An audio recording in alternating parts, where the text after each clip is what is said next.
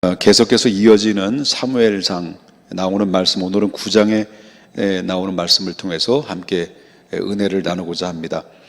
지난번에도 말씀드렸습니다마는 이제 이스라엘 백성들이 사사 시대가 이제 접어들면서 사무엘이 사사 겸 제사장 역할을 감당하다가 이제 어느 정도 사무엘이 정치적인 것이나 영적인 것이나 이런 모습들을 잘 이끌어감으로 말미암아 이 이스라엘 나라가 안정된 그런 가운데서 이제 세워지게 됐습니다. 그런 가운데 있다가 이스라엘 백성들에게 또 아주 못된 그 근성들이 또 튀어나와요. 이제 두 가지입니다. 하나는 우상에 대한 관심이 또 이제 쏠리기 시작했고, 또 한 가지는 이제 우리를 여태까지 이끌어 가셨던 바로 만왕의 왕이시고 우리를 인도하셨던 하나님의 관섭에서 좀 벗어나서 다른 나라들처럼 우리도 왕을 좀 세워줬으면 좋겠다. 그러니까 하나님과의 관섭이 좀 싫고 이제 세상 사람들과 동일하게 왕을 세워서 우리도 왕을 통해서 이 나라를 다스릴 수 있도록 그렇게 했으면 좋겠다라고 이렇게 자꾸 이제 사무엘에게 제안을 하고 건의를 합니다. 이런 가운데 있을 때 하나님도 그들의 백성들이 정말 하는 모든 짓거리를 보게 되면 답답하고 가슴 아팠지만 결국 어떻습니까? 허락을 하죠. 허락을 하면서 이제 오늘 본문에 등장하는 나오는 인물 중에 한 사람이 누구를 소개하냐면 사울이라는 한 청년이 등장이 돼요. 결국 이 사울이라는 청년이 이스라엘의 초대 왕이 되죠. 초대 왕이 되면서 오늘 9장에 나오는 말씀부터 그리고 사무엘상 31장까지 상당한 부분이 누구에 대한 이야기가 계속 이어지냐면 사울 왕에 대한 이야기가 계속 상당한 양을 통해서 소개가 되어 있다라고 하는 것이죠. 이런 가운데서 사울이 이제 초대 왕이 되는 이 과정을 어떤 과정을 통해서 왕이 됐는가라는 것에 대해서 9장 1절부터 쭉 소개를 해주고 있습니다.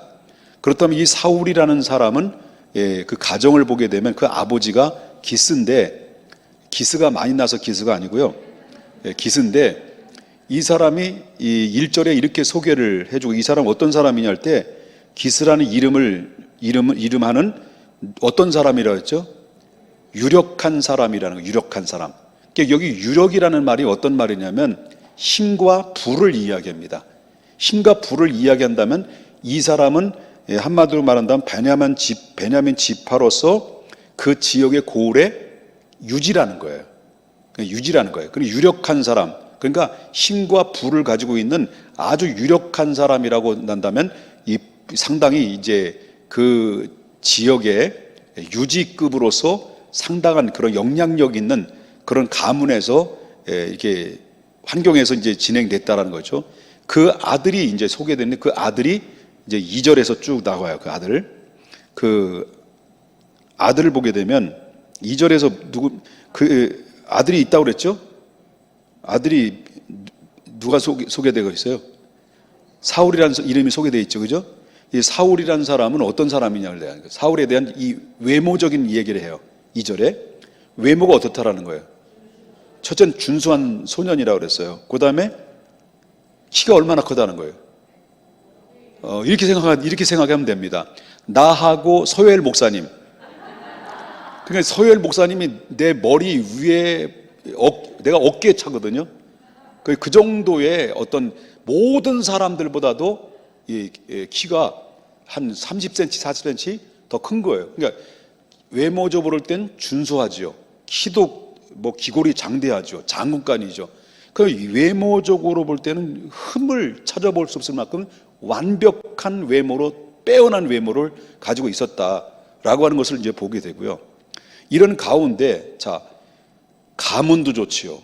기스 하나도 안 난 기스가, 한마디로 말한다면 유력한 사람, 부와 힘을 가지고 있는 유지에다가 거기다 그 자식이 또 있을는지 모르죠. 그치? 여기 소개되는 것은 사울만 소개하는데 이 소개되는 이 사울은 아주 준수한 소년에다가 귀골이 장대한, 키도 엄청 크고 완벽한 외모를 가져 있으니 이 가문에 보면은 이 아버지 입장에서 볼 때는 어깨에 훅가시가 들어갈 만합니까? 안 들어갑니까? 들어갈 만하죠. 여러분 조금 자녀가, 여러분 부모 입장에서 볼 때 자녀가 조금 학교에서 10등 안에만 들어도 왼쪽 어깨에 훅가시가 들어가는데, 그런데 여기는 완벽한 외모를 가지고 있어요. 그 성품도 뭐예요? 나중에 보면 성품이 나와요. 성품도 뭐예요? 이 사람 겸손해요. 겸손한데다가 외모가 출출하고요, 키도 크고요, 그 다음에 그 가족이 얼마나 가문이 엄청난 좋은 가문을 가지고 있는 그런 가운데 있었는데, 근데 이제 그 다음 구절을 쭉 보게 되면 그 가정에 그 기스가 그 집안에 뭐가 있냐면 많은 재산이 있는데도 불구하고 암나기들을 잊어버린 거예요. 그냥 암나기들을 잊어버리면서 이제 그 잃어버린 암나기들을 찾아오라고 누구에게 아버지가 권면해요? 부탁을 해요? 아들 사울에게 부탁을 하는 거예요. 그 부탁을 받고 이제 너는 가되 암나기를 찾아오되 혼자 가지 말고 누구를 붙여줘요? 사환을 붙여줘요. 사환을 붙여주면서 너는 두루 다니면서 잃어버린 암나기를 찾아와라 라고 이제 부탁을 받고, 사울은 네 아버지 잘하겠습니다 하고 사울은 그 사환을 데리고 가서 이제 암나기를 찾아다니는데, 하루 이틀 3일을 찾아 헤매도 막 사방방방 넓은 그런 지역을 다 뒤져봐도 아버지의 잃어버린 암나기를 찾지를 못하는 거예요. 찾지를 못하는 그런 가운데 있다가 이제 시간이 됐잖아요. 그러니까 이제 그가 이제 5절에서 사울이 뭐라고 얘기해요? 5절에서 사울이 사환에게 함께 가던 사환에게 이르되 돌아가자 이제 돌아가자. 왜? 내 아버지께서 암나기 생각은 고사하고 우리 때문에 걱정할까 봐, 우리가 또 집도 못 찾아가지고 혹시 미아, 그러니까 이렇게 실종 사건이 벌어져 가지고 동네방네 다 쑥대밭을 만들 수 있지 않냐. 그러니까 돌아가자라고 제안을 해요. 자, 사울은 돌아가자 하는데, 왜? 식량도 다 떨어지고 모든 게 다 떨어진 거예요. 힘도 지치 있고, 그리고 아무리 찾아봐도 우리가 원하고 있는 아버지 암나기는 찾을 수가 없는 거예요. 이런 상태 속에 놓여 있을 때 사울이 가자라고 했을 때 그 옆에서 함께 동행해 줬던 사환이라는 사람이 어떤 행동을 취했느냐라는 것이죠. 어떤 행동을 제가 이것을 여러분들에게 말씀드리고 싶은 것이 이 말씀이에요. 사울을 이야기하는 것도 아니고, 제가 오늘 얘기하는 것은 아버지 기스를 이야기하는 것이 아니라 그 몸종이었던 사환의 믿음이 어떤 믿음인가를 제가 여러분에게 한 말씀을 통해서 나누려고 하는 건 게 뭐냐면, 그 사울이 돌아가자는 말을 듣고 사환이 이제 6절에서 어떻게 됩니까? 6절 이글이 그 대답하여 누구에게? 사울에게. 그가 대답하되 보소서, 이 성읍에 누가 살고 있다는 거예요? 하나님의 사람이 있는데 그 하나님의 사람이 누굴까요? 하나님의 사람, 이 사람 누굴까요?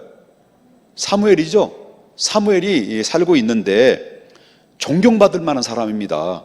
그가 말한 것은 반드시 응하게 되고, 그리고 응하게 되고 응답이 옵니다. 하나님이 함께 하시는 분입니다 라고 이 사환이 누굴 떠올려요?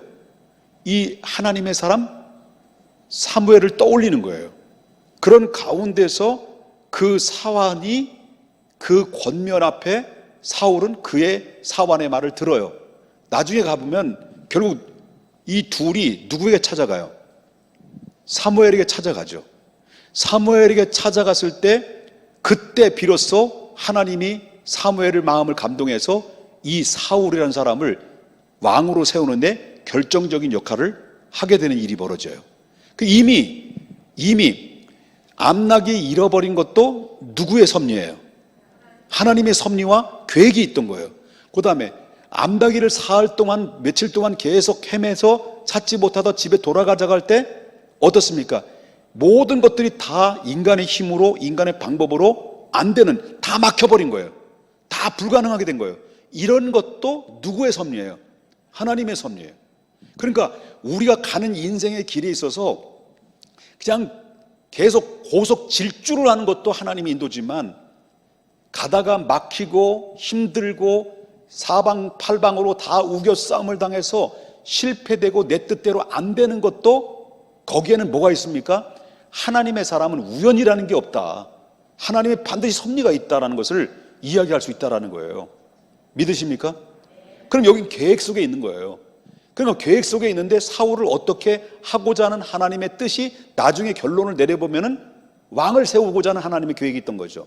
그런 가운데 있을 때 우리가 실질적으로 우리 살아가다 보면은 어떤 갑작스러운 일들이 벌어지거나, 예?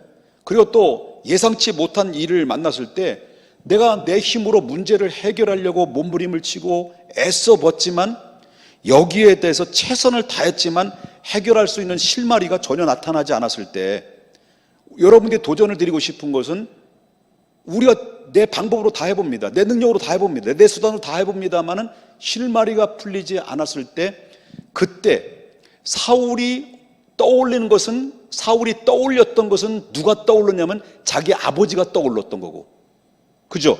자기 아버지가 떠오른 거예요. 우리 이래다 가자. 우리 아버지가 우리 때문에 더 걱정해서 병나겠다라고 아버지를 생각했는데 사울은 누굴 떠올린 거예요? 하나님의 사람, 즉 영적인 하나님의 사람을 떠올린 거예요. 사완이. 그러면 이 사완이라는 사람은 모든 상황이 앞이 캄캄하고 앞이 막혀 있고 실마리는 보이지 않고 모든 하는 일마다 힘들고 내 뜻대로 안 되고 이랬을 때 우리는 이 사완을 통해서 배워야 될 게 뭐냐? 앞이 캄캄할 때 기도 잊지 마세요.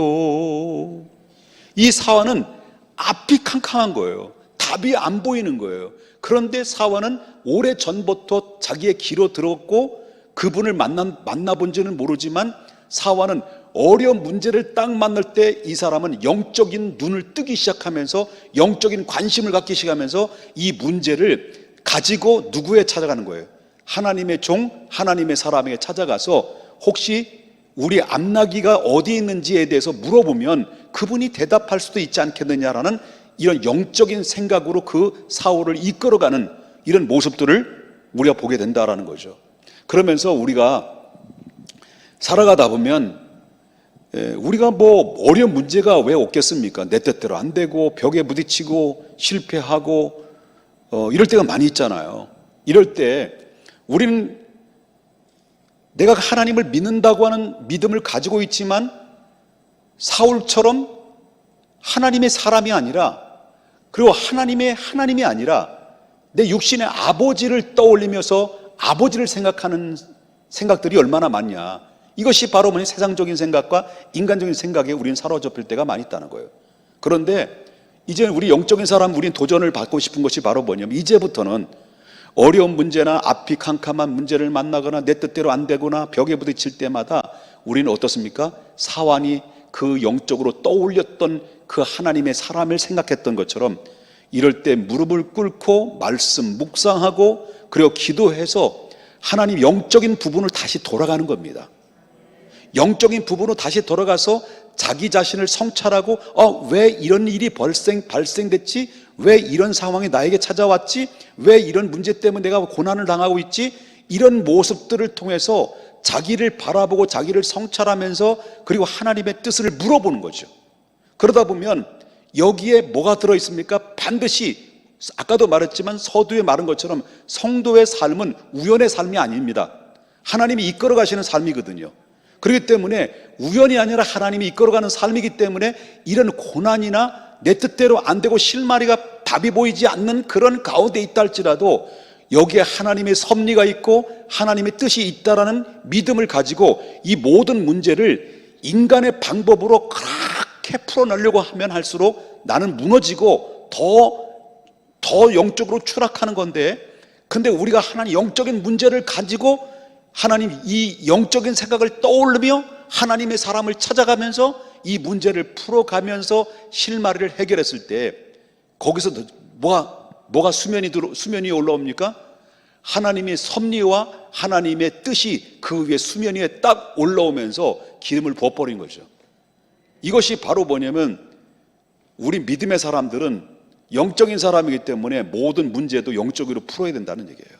그래서 우리가 이 앞이 캄캄하고 내 뜻대로 안 되고 모든 것을 다 잃어버린 것처럼, 잃어버려도 아무리 찾아보려고 해도 내 뜻대로 안 되고 앞이 캄캄하고 다 막혔다 할지라도 우리는 뭡니까? 천지를 지으신 여호와 하나님을 바라보면서 바로 영적인 사람으로 영적인 문제를 풀어나가는 사환 같은 믿음을 우리가 잘 간직하고, 그리고 믿음으로 계속 포기하지 않고 나가다 보면 거기는 하나님의 섭리가 내 삶을 어떻습니까?